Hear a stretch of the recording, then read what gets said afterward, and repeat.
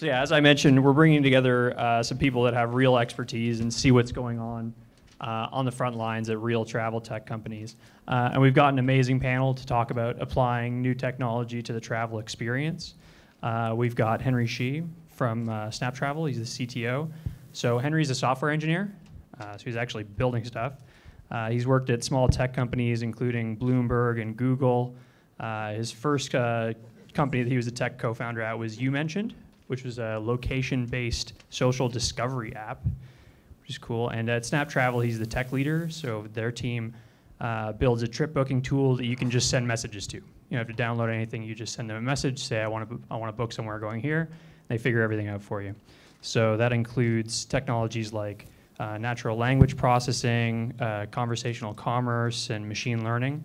A story that I've heard is that before there was underlying technology, if someone sent them messages, it was just Henry sending messages back as the bot, saying, yeah, we can figure that out for you. Yeah, I'd love to hear more about just like, knowing what to build, figuring out whether or not there's a market for something before you actually take the dive and build things. That's great. We've got Travis Pittman, who's the CEO of TourRadar. So Travis is a mechanical engineer by trade. In 2004, he built his first company, Bugbitten, which was so that there was a photo sharing website for Aussies and Kiwis living in London. And at this point, consumer internet was still fairly young. So it was a fairly new technology. It was something that really hadn't been applied to that use case. And now with TourRadar, he's moving tours online, as we kind of heard earlier. When they started, the brand new technology that they were using for the new application was XML. So these do not sound like new and super sexy technologies, but at the time, these were things that were, brand new, and there was some kind of growing pains to that. So I'm interested to hear, why it made sense to make those leaps now, and what that looks like down the road once these things are, very widely used, or super widely used. And we got Dave Thompson as well. So Dave is a sales and marketing guy. He's the manager of business development at Explore VR. He started his career in digital marketing as an account manager with companies in a bunch of different industries, so BMW, Hershey, Mattel, and recently got into travel tech with Explore VR. His job is to sell VR to people, which I imagine can be tough. But clearly there's a really interesting thing going on with VR. I'm excited to hear just about kind of how that's moving along as something that's not necessarily ubiquitous yet, but is definitely on that trend. So maybe just to get started, I'll extend one question to all of the panelists, and feel free to pepper this with anything you want to say in introduction. When you're talking about a new technology, something that's brand new that isn't ubiquitously used yet, there's always this adoption curve where you see the early adopters and technologists first, and then there's the early majority, and people just kind of trickle in. How much of it has to do with timing? I get a sense that you have to kind of jump off the cliff at a certain point and build the plane on the way down, because if you wait too long, someone else is bound to kind of take on that opportunity. So is that an accurate description? And how did you decide when to go all in with your technology? Why don't we start with you, Henry? Sure. So how much time do we have? Sorry for this question. Well, you got all the time you need. Oh, okay. Sure. So I guess I can give a quick backstory. So the reason why timing is really important is because when I first left Google, I actually left without an idea. So I just decided to quit. And it was me and my co-founder, and we're like, let's just go build a startup. So we were in SF for about 6 months, just testing different ideas, a bunch of different stuff. I started in a completely different space, ended up in the travel space, ended up in the bot space, and it just so happened that Facebook released the Messenger SDK. This was back in, I guess, April 2016. And then that kind of allowed us to build bots, because even before then, it wasn't really possible. I mean, it was possible on Slack and Telegram, but nobody really uses that besides kind of people in tech and engineering. So for us, timing really mattered. And what was interesting is that when we were testing this idea, we knew it had some traction because he mentioned in the early days, it was just me behind iMessage texting people. People would text this number thinking it was like a bot or a travel agent, and we would text, like manually do research and give them recommendations and hotels over iMessage. But the crazy thing was people actually gave us their credit cards. They like sent us their credit cards to book stuff over iMessage. So we're like, wow, if you actually want to use a bot or want to use a personalized experience, because we at the time we looked at this the market and I was like, people don't want to call a travel agent anymore. They don't want to walk to Flight Center. They just want to chat all day, and they're spending all their time on the messaging apps like SMS, Messenger, WhatsApp, etc. So how do we build an experience that takes the convenience of a traditional OTA, like Expedia or Booking, but the personalized experience of a travel agent? That's how we started with the first prototype, and then we actually quickly built a bot, raised a seed round, and then moved back to Canada to scale our company. And kind of throughout the whole process, timing still really mattered, because in the first year of bots, everybody, kind of was really excited, like bots this and bots that, but they quickly realized that bots are kind of stupid. There was really a lot of hype, but not enough people actually building real useful use cases. And people were like, oh, bots were just kind of used for sending GIFs and memes and silly stuff. And we were kind of the only ones who were actually driving real revenue and commerce on bots. So that was good and bad. It was good because we were actually kind of working. It was bad also because the market was kind of pessimistic on the whole outlook of bots. So we kind of we kept going and building and kind of scaling, pivoting and testing different kind of ideas and I guess focal points inside the bot space. And eventually we found good product market fit, continued to scale, raised our Series A the next summer, and continue to grow and scale. So yes, I think definitely it is like kind of jumping off a plane and building I guess with the plane as you fall, except we got pretty lucky that we found a good product market fit in a new and emerging trend, and now we're the leaders in this space in terms of driving revenue over Messenger, and also kind of defining the way people do commerce over messaging. Like there's actually companies who like carbon copied our homepage and built a bot that like is a carbon copy of our bot, in attempts to I guess build bots that drive commerce. So I think that's pretty cool. Well, yeah, this is something that we've heard a few times at this event, is that travel tech is a really interesting space because people will actually spend money in travel. It's something that people actually aspire to do. It's something they'll put their disposable income towards. So it's interesting to hear, and we've heard it a few times, that you can start from outside of travel and realize, like, wow, people are actually into travel. That's cool. That's really interesting to hear. What about you, Travis? How did timing play into things for you? Yeah, absolutely. It's timing is everything. So 2004 was when we started Bugbitten, which was a photo sharing site, way ahead of its time. We were the default platform in London for all the expats sharing their photos of their travels and writing journals about it. And we were pretty successful, like 20,000 photos a day back in 2004 being uploaded, but no way to monetize it. And we saw Facebook coming, and obviously we needed a business model. My brother's the co-founder and CFO, and he's always on the finance side. He's like, dude, we need a actual business model around this. So we had to actually start to think, how can we monetize this? And then we looked at a lot of the photos being uploaded on Bugbitten were actually from tours, and that gave us the idea, okay, how about we try and aggregate this industry?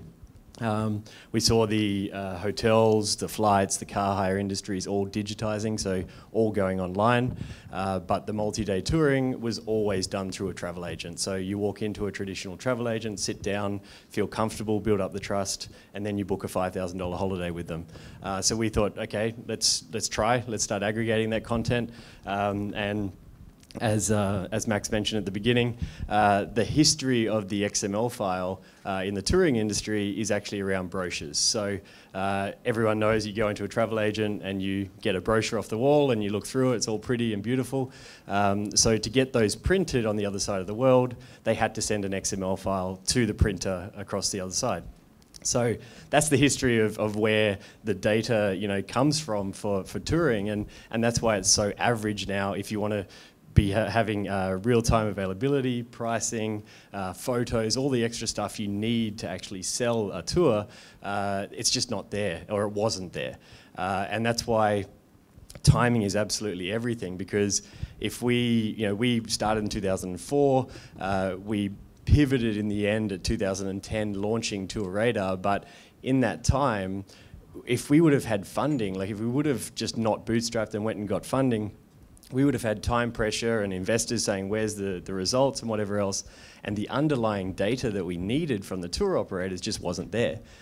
So we slowly educated them about XML feeds, about APIs, all those sort of things. And there was companies like G Adventures who are here today, Kentucky, all those guys, they saw the benefit in it because they could see distribution through other agents and that sort of thing. So slowly it started to happen. And then that's why in 2012 we took our first funding round on. We were still a SaaS business at that stage. We were building mobile and Facebook apps. So we have basically pivoted wherever we could. I think we've tried about 50,000 different business models along the way to actually get to the one. And the one advice I kind of give to a lot of people, because it happened exactly to me, was we always said we would never do bookings. Like actually said we would never take bookings. We wanted to be independent, unbiased, and bookings was the model that worked. So transactional, actually taking it. So if the business model you look at and it seems the hardest, it's probably the one you end up going to have to do to actually make work. So yeah, we basically went from being a meta search engine to then actually transacting. So that was getting to that point where the tour operators started providing us with an API where we could actually write the bookings straight into their system, read real-time availability, and then we layered content on top of that. We layered user-generated content. We had curated content in terms of itineraries and photos and videos and everything. But all of this stuff had to happen before we could even get to this. So absolutely, it's about timing. Like if we would have tried to do this back 7, 8 years ago, we would have fell flat on our faces. So yeah, totally agree. All right, great. And Dave, it seems like VR is still kind of on this push now, or at least from the outside, it seems like it. So is that the case? And like how are people connecting with it? How is timing dealing with things in your space? Yeah, so timing obviously is very important. Our company is a little bit different, I think, than these two other guys here, because we're actually, first and foremost, a travel trade publication, so working in the industry for about 40 years before we launched Explore VR kind of within that company.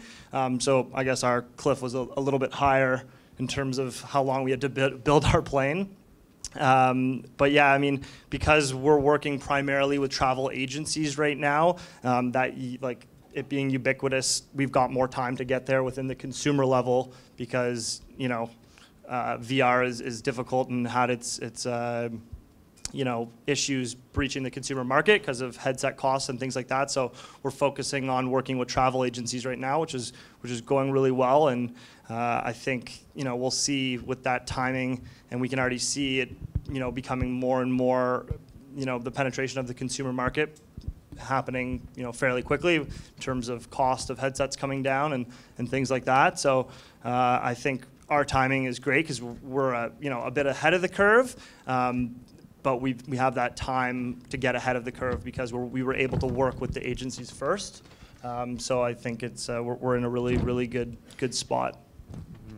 That's interesting. I mean, one thing that's come up a couple of times is this collecting data when something is early on. I still really love that kind of lean process story.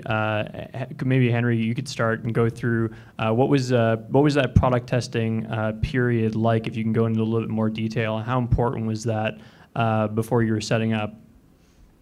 Yeah, so I think being lean is fundamental to running a startup. We still do that every single day. Every product we launch, we always try to think, how can we launch this product in the quickest, easiest way possible that still gives us an accurate representation of the thing we want to test. And that's sort of a principle we hold really dearly because time is the most important thing for a startup. And the more experiments you can run, the higher chance you have of being successful. So when we first launched Snap Travel, it was literally we bought some Facebook ads, put up a landing page on Instapage, just like drag and drop. What you see is what you get.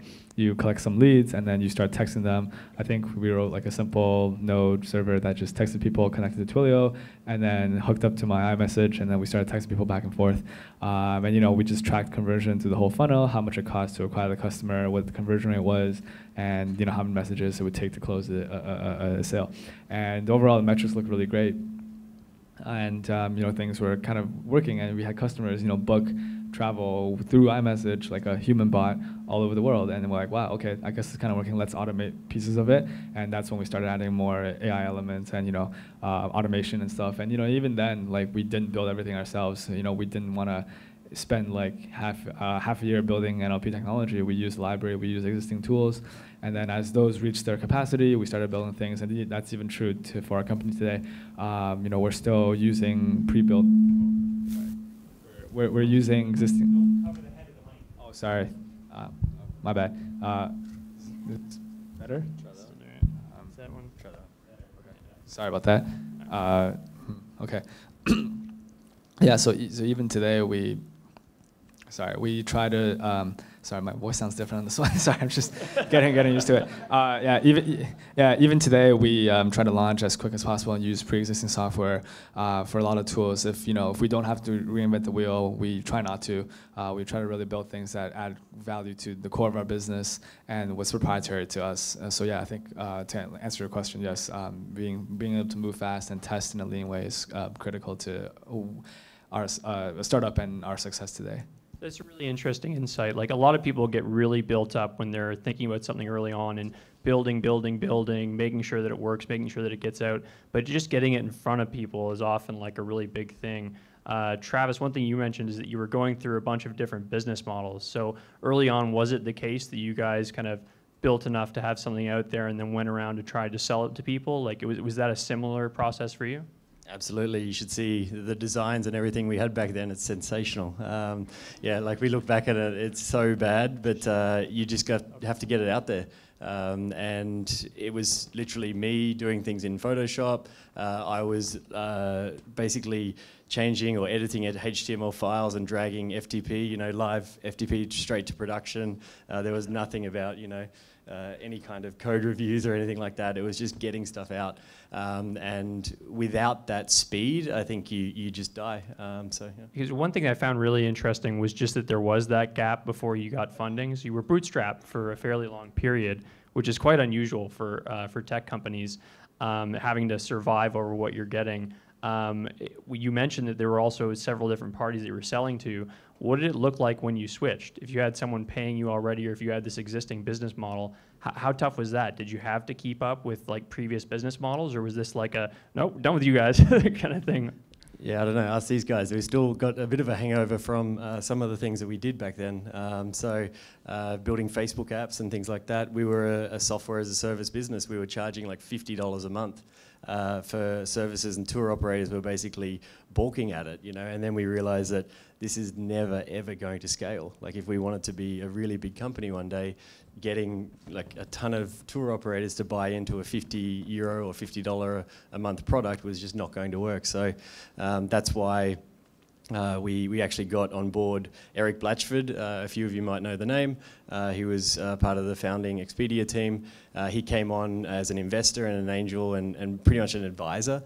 And he was the one who kind of held our hand through that transition to a transactional model. So what are the different things you needed to look out for? Obviously, yeah, we had to keep maintaining our apps, and I think we even still have some mobile apps that we are supposed to be maintaining, but we don't.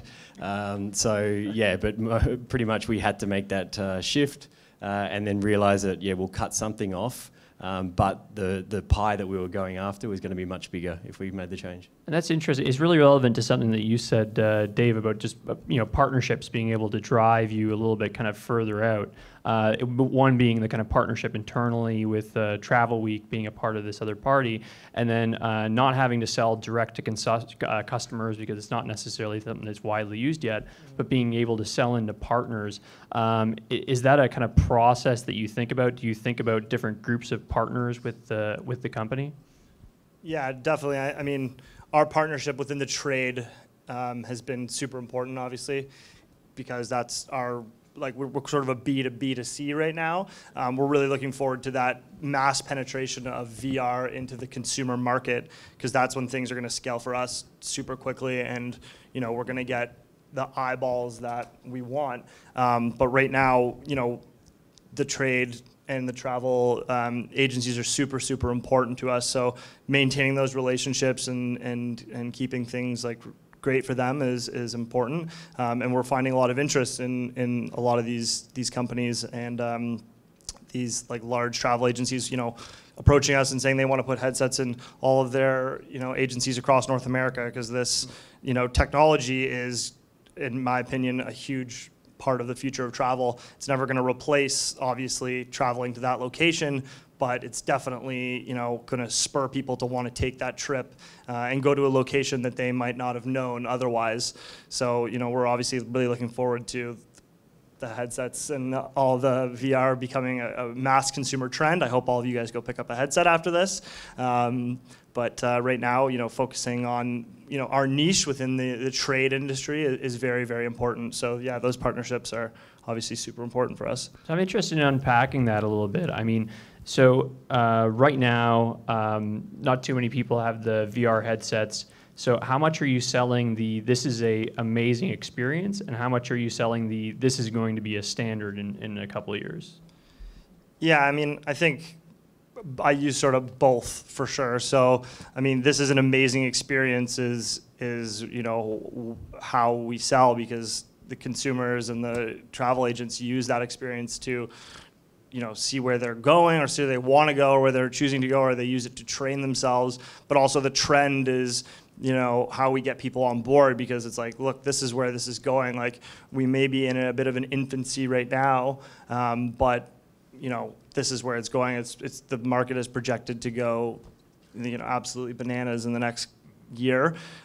So yeah, I mean, I definitely, when I'm selling, I use both of those. Like, they're both very important. I think the experience of putting on a headset is a major factor compared to seeing a 2D ad. Having someone be in that branded experience, it's a memory. It's something that you're going to come back and talk to your partner about, or your group of friends about. Are you going to mention the ad that you saw on the side of a Facebook page to your friends when you go out for a beer later? Maybe not. But are you going to say, I just was at a volcano in Bali? Yeah, you might talk about that. And then the other part is the trend, of course. Like, if you look at the numbers and look at all the projections, we can see that this is, on an upward trend. The amount of headsets that shipped in Q4 of 2017 is the most we've ever seen. And all these companies are coming out with headsets that are more affordable to consumers. Facebook's supposed to launch a headset that comes out in 2018 that's like $199, and it's got the screen built right in. You won't need a cell phone anymore. You won't need a high-powered computer. So that trend is also super important. So yeah, it's all good news for VR, in my opinion. Nice.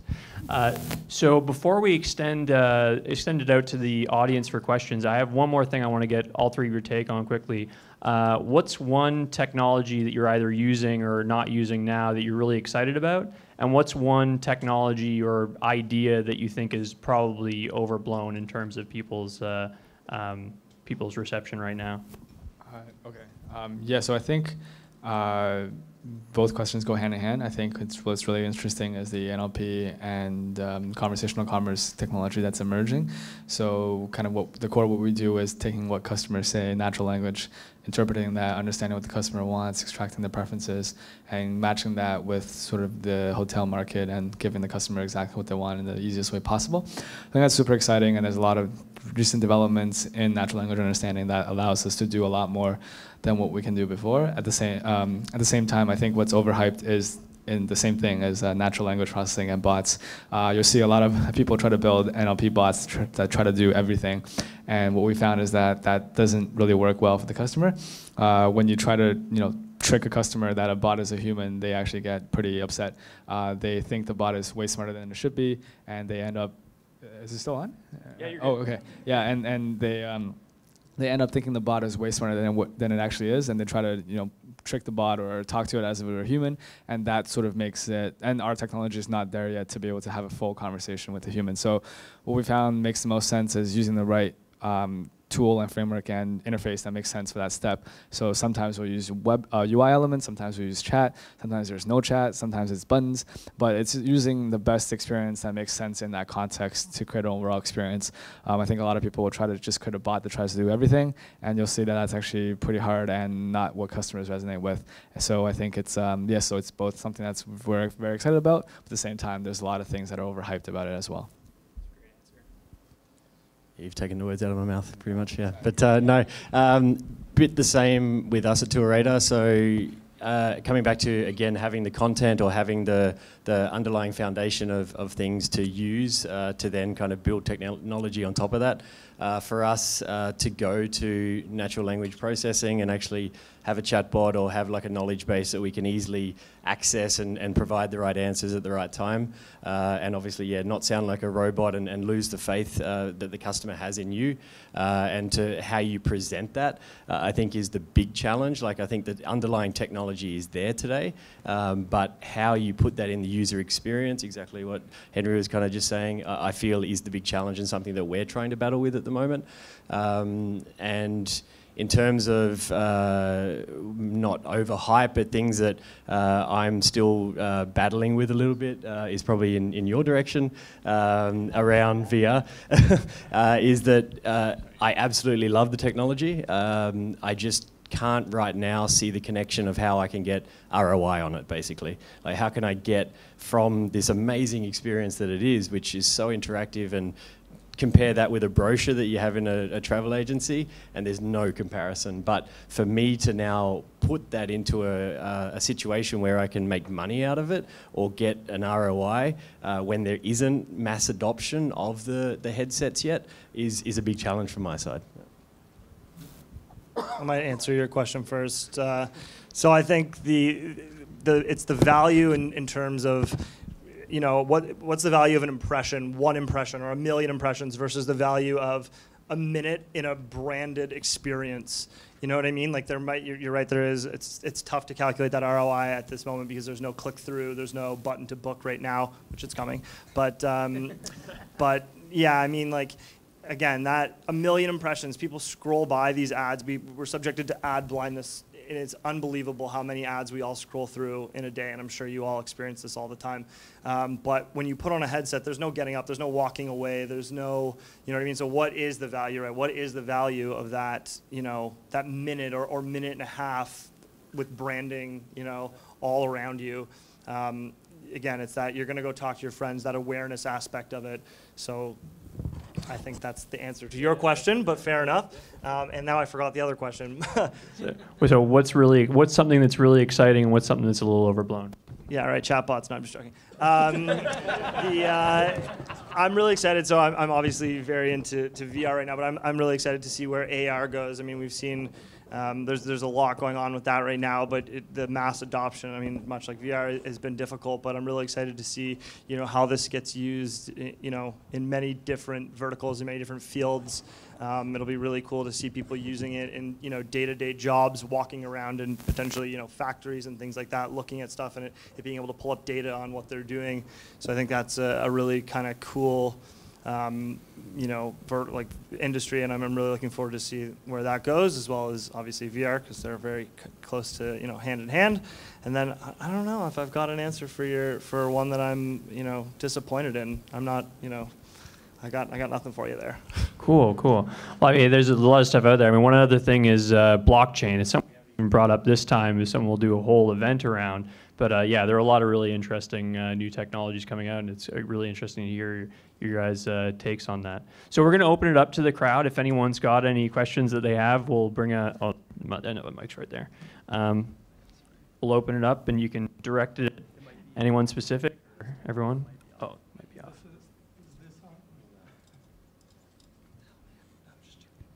Already. Hi, I have a question for Travis. So as a tech company, offering to process payments and bookings online, do you have to comply with the same regulations and licenses that local travel agencies have to comply with, or the system is more lenient because you're virtual, like you're online business? So the way we deal with it, we actually use Braintree as our payment Braintree. So it's owned by PayPal, and they provide all the PCI compliance stuff that you need around it. We have a holding company in Austria, actually. So I'm Australian, but live in Austria, and we have set up the holding company there. And all payments go through the holding company. So we don't actually take any money through Toronto or through Australia. We have subsidiaries here, but we actually process everything through the holding company. So that's how we use it. Yeah, tech and regulation seldom clash. Yeah, never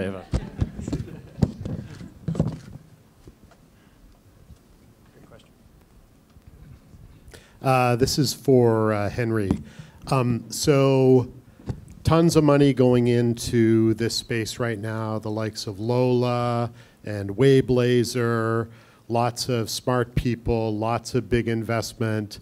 What are you guys doing that's any different from what those guys are doing with a lot more behind them?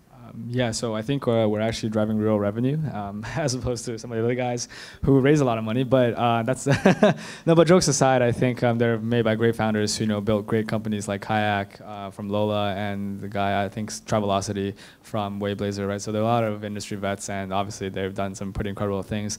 We're pretty new to this space, but I think we're approaching it more from a really lean startup tech space, and how can we move fast? How do we iterate? How do we build actually what customers want? So we're very data driven.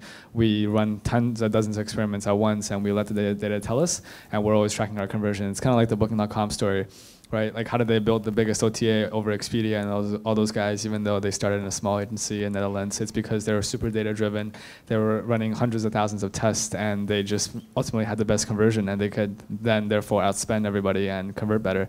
So that's kind of our approach. We aren't really opinionated in what we build and how we build it. If the customer wants to chat, they can chat. If they don't want to chat, they don't have to chat. We let the customer use the experience that's best for them, but it's all through messaging, because there's fundamental benefits, like we can retarget them. We can also provide customer service while on the phone. But in the experience itself, we let the customer decide what they want to use, and how, and we build the experience that converts the best. So that's kind of our approach. And obviously, there's a lot of well-funded guys who are doing some pretty incredible things, and only time will tell. I disagree with what you say about Booking, but anyway. Anyone else? All right, do we have any more questions? Oh, or over here. Thanks. Guess a question for Henry. You said something right now where you said catering to something that customers want. So what is it that the customers want? What is it from your experience that you see are the biggest pain points in the travel for the end consumer? Yeah, there's a lot of things, right? Like if you look at the travel space, 70% of bookings still happen over desktop when everything is moving to mobile. Social, online, video, e-commerce, it's all moving to mobile. But why is it that 70% or over 70% of bookings still happen on desktop? And if you look at the OTAs, they're traditionally desktop-first companies that are still catching up to mobile. Now, Hotels Nice doing a good job on mobile, but overall, I think a big pain point is people are opening 8 different tabs, going on 10 different sites to price compare and shop and read reviews and do everything, and it's a whole frustrating experience. And I'm sure everybody has been through that. So our goal is, how do we give customers the best recommendation, the best deals in one single simple interface, and you don't have to shop around, you don't have to compare, you don't have to open different tabs. You can do all in phone. You don't have to download an app. Everything, because everybody already has messaging, or be it SMS, WhatsApp, Messenger, or some app. They already have that Messenger app. So that's sort of our goal, is how do we create the simplest experience in an app, in an interface they are already familiar with, and in an app that they already have installed and engaged multiple times a day on. So that's a great question to extend to the rest of the panel too. I mean, do you guys have like a pet pain point that you're either focusing on right now, or something that you think is worth solving down the road? For us, something that was really key was actually, that's the original sort of basis of people when I first started with Tour Radar, was people said you can't sell a $5,000 or a $10,000 tour online, and it's just impossible. And I think what allows us to do that is context, trust, and confidence. And I think they're all things that the customer has to have. And that's a lot through content. It's a lot through customer support. And I think you can do a lot of stuff manually, as you guys did at the beginning, and as we've been doing until now. But we see a lot of opportunities now in automating a lot of things that are just repetitive over and over. And that's what we're trying to make faster. So instead of response times being maybe 24 hours, if we can get a bot that, or a knowledge base that can answer something within seconds and probably get 20–30% of the answers right, that's a big time saving for our customer support team, but also for the customer. They get the answer right then and there. So I think it's actually, for us, it was getting the right context and everything around the tour, so that a person, you were kind of anticipating the questions that they were going to ask, serving up the results or serving up the content as they were in that, like, okay, and then realize, I need to ask the question of how much spending money do I need, or what visa do I need, as you guys. So anticipating these things, providing it, but not being awkward about it. And I think that's the big challenge about user experience. So that's what we've spent a lot of time on and tried to pave the way a little bit in that way. And we've still got a lot to go, but we've had to kind of, slowly reiterate to get to that point. Dave, are there any pain points that you lean on? Yeah, I mean, I've talked about one being consumer usage, but I think another one is content production and having these, tourism boards and tour ops and hotels produce high-level content. But until we have that mass consumer adoption, people aren't going out and spending lots of dollars to create this incredible content. And now we've got this generation that's so used to things being absolutely perfect and content being absolutely perfect that if something is, not perfect or kind of half-assed, they'll spot it and they'll stop watching. So sort of like we need this thing to be built on either end, which is we need the consumers to start purchasing the headsets and start, using VR in their day-to-day life, so that these other companies begin to, produce this top-level content, so that, the consumers are happy. Right. Do we have any more? Oh, we got another question from the same spot. Yeah, we do. Hi, Henry. I'm just wondering, what are your efforts? Sorry. What are your no offense to the other two. Great job. What are your efforts in terms of loyalty? Because chances are, if you have a person who has a great experience booking, it's super easy, great price. Are you doing anything to build them a database, a membership?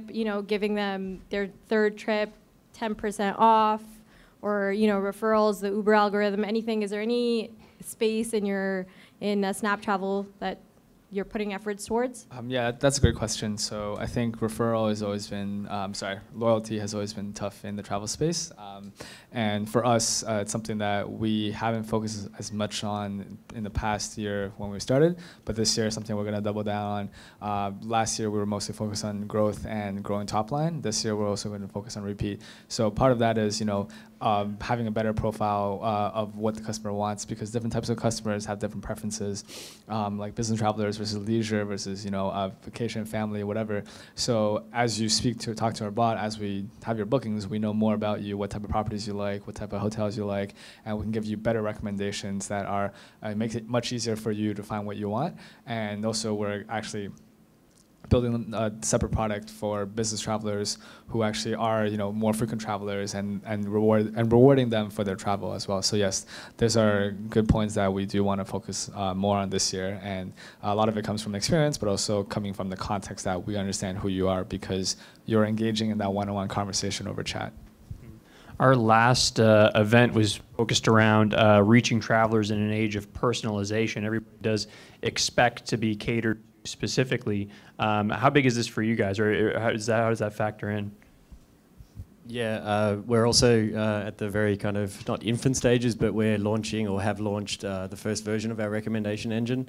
And that really is just knowing the customer, knowing what they like, what they don't like. And for sure, we see that as a big part of going forward and a big part of retention. Right now, we just send a bunch of emails out to all Australians or all Canadians. And it's just not personalised whatsoever, but the plan within the next 4 to 6 weeks is to actually do one-to-one.